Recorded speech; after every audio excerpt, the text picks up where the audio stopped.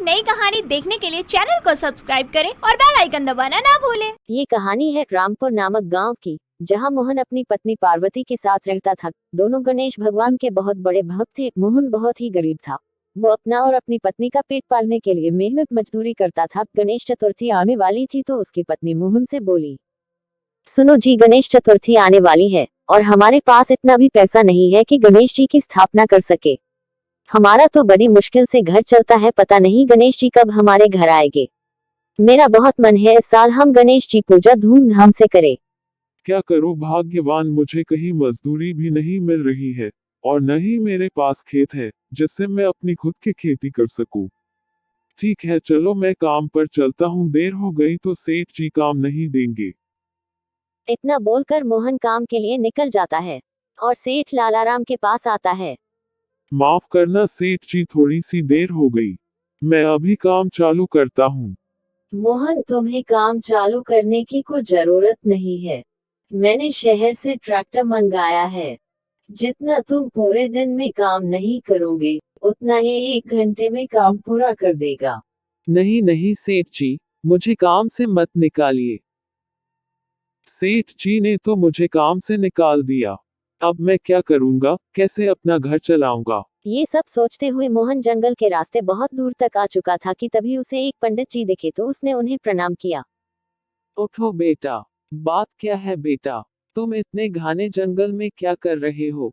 यहाँ बहुत ही खतरनाक जानवर रहते हैं।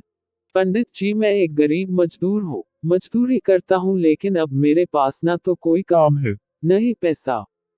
समझ नहीं आ रहा मैं क्या करूँ, कैसे चलाऊंगा अपना घर।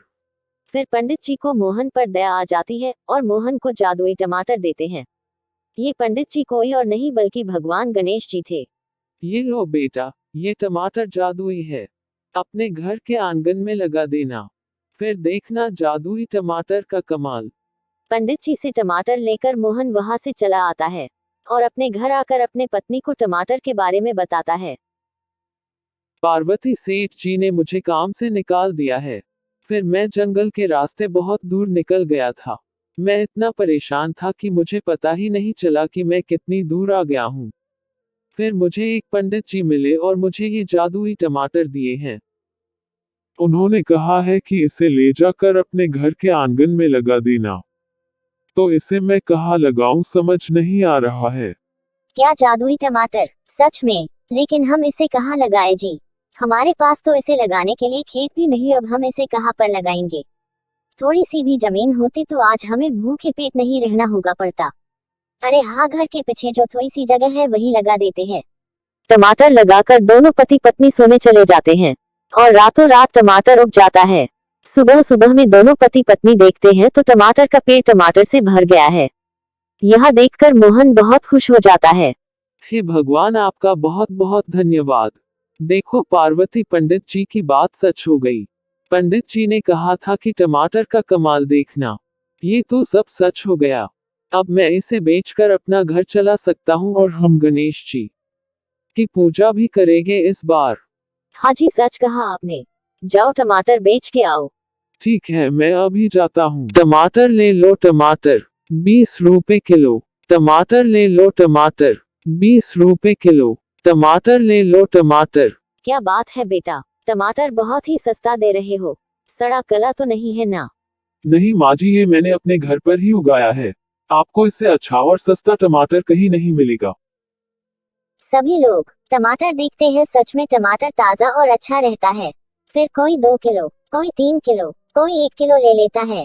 ऐसे करके मोहन के देखते ही देखते जल्द ही पूरे टमाटर बिक जाता है और मोहन घर वापस आ जाता है और अपनी पत्नी को पैसे देते हुए बोलता है, पार्वती, सब टमाटर बिक गए और कमाई भी बहुत अच्छी है आज की।